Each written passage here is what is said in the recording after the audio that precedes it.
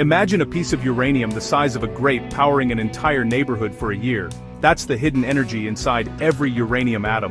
For centuries, uranium was just a heavy metal in rocks, until scientists discovered its secret. In 1896, Henry Becquerel found uranium, gave off mysterious rays. Marie Curie called it radioactivity. In 1938, scientists like Otto Hahn and Lisa Meitner discovered fission. Splitting a uranium atom releases a burst of energy. This process creates a chain reaction, unleashing massive power. But only a tiny fraction of uranium, uranium-235, can sustain this reaction. In 1951, the first reactor in Idaho lit up 4 bulbs. By 1954, nuclear power was on the grid in the Soviet Union.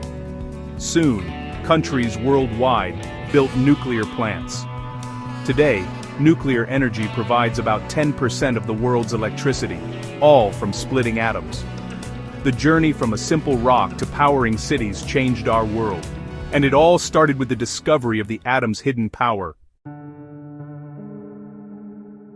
Uranium is found naturally in rocks, more common than silver or gold, but rarely in pure form. Most uranium comes from Australia, Kazakhstan, and Canada. Mining methods include open pit, underground, and in situ leaching, where liquid dissolves uranium underground and pumps it to the surface.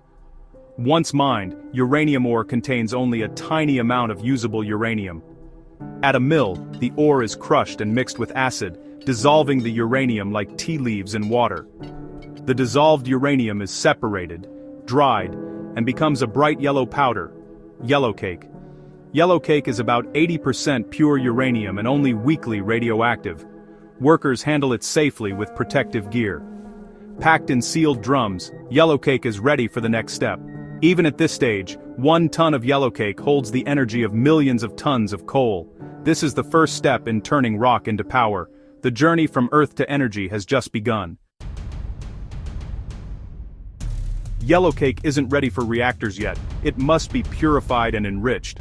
At a conversion plant, yellowcake is turned into a gas called uranium hexafluoride, or UF6. UF6 is perfect for separating uranium's 2 types, U-235, useful, and U-238, common. Enrichment increases U-235 from 0.7% to about 3 to 5% for reactor fuel. Gas centrifuges spin UF6 at incredible speeds. Heavier U-238 moves outward, lighter U-235 stays closer to the center. Thousands of centrifuges work together, gradually enriching the uranium. This process is precise and challenging, but essential for nuclear fuel. Only enriched uranium can sustain the chain reaction needed for power. From yellowcake to enriched gas, uranium is transformed for its critical role. The next step, turning this enriched material into fuel. Enriched uranium gas is sent to a fuel fabrication plant where it's turned back into a solid, uranium dioxide powder. This powder is pressed into tiny dense pellets, each packed with immense energy. A single pellet equals the energy of a ton of coal. Pellets are baked at high temperatures, forming hard ceramic cylinders. Each pellet is inspected for perfection, no cracks or flaws allowed. Approved pellets are stacked into long metal tubes called fuel rods. Hundreds of pellets fill each rod, which is then sealed. Fuel rods are bundled into assemblies, each weighing about half a ton. These assemblies are the final product, ready for reactors. Every step is about precision and safety. From powder to pellet to assembly, uranium becomes the heart of nuclear power. Now it's ready to generate electricity. At the power plant, fuel assemblies are loaded into the reactor core. Inside, a controlled chain reaction begins, splitting U-235 atoms and releasing heat. Control rods manage the reaction, absorbing neutrons to keep things steady and safe. The heat boils water, creating high-pressure steam. Steam spins a turbine, just like in coal or gas plants. The turbine turns a generator, producing electricity. This power travels through transmission lines to homes, schools, and factories. A single reactor can power 500,000 homes, without burning fossil fuels. Nuclear plants run day and night, providing reliable, clean energy.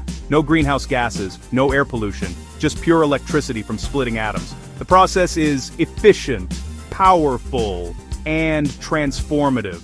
That's how a tiny pellet lights up a city. After years in the reactor, fuel rods become spent, still radioactive and hot. Removal is done remotely underwater to shield workers from radiation. Spent fuel cools in deep storage pools, where water blocks radiation and absorbs heat. Over years, radioactivity and temperature drop. Sometimes a blue glow, Cherenkov radiation appears in the pool. Once cool enough, fuel moves to dry cask storage, massive steel and concrete containers. These casks withstand disasters and keep radiation contained. Long-term, many countries plan to store spent fuel deep underground in stable rock.